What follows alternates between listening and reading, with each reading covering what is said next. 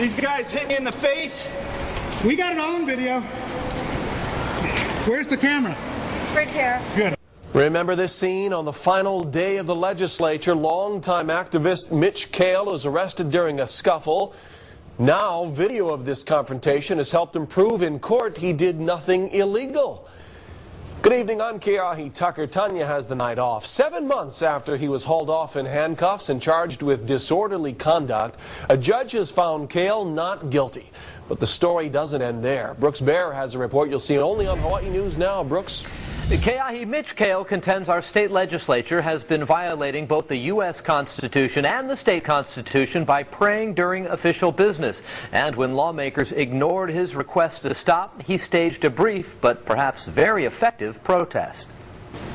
When Senate President Colleen Hanabusa pounded the gavel and introduced a reverend to deliver the daily invocation, Kahle was waiting. Father, we thank you for this day.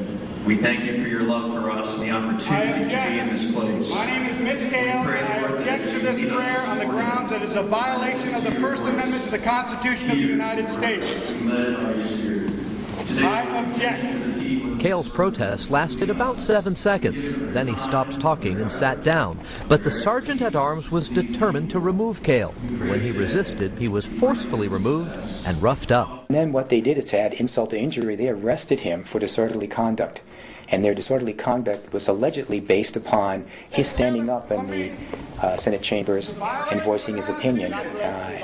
He, as a U.S. citizen and a Hawaii citizen, have a right to do. After watching video of the arrest, Kahle's attorney, William Harrison, was sure his client would be acquitted. And he was right. District Judge Leslie Hayashi needed less than an hour to find Kahle not guilty. Number one, there's no disorderly conduct. Number two, he has a First Amendment right to speak in a public forum, such as he did. And number three, the legislature was violating our U.S. Constitution as well as the Hawaii Constitution by having these invocations. Harrison thinks this case may be enough to convince lawmakers to stop saying prayers during official state business. They make the law for the state, so they should recognize and understand what our Constitution says. And in fact, the court did express very much her concerns about what went on with regard to invocations in these public forums. And so the legislature, the city council, any other public entity on public property should be concerned and should heed the warning of this court in its ruling. Last April, Kahle asked the Honolulu City Council to stop praying at its meetings, and it did. But Tarapo has stepped down as council chair, and Kahle says the prayer returned this past Monday under new chairman Nestor Garcia. I'm Brooks Bear for Hawaii News Now.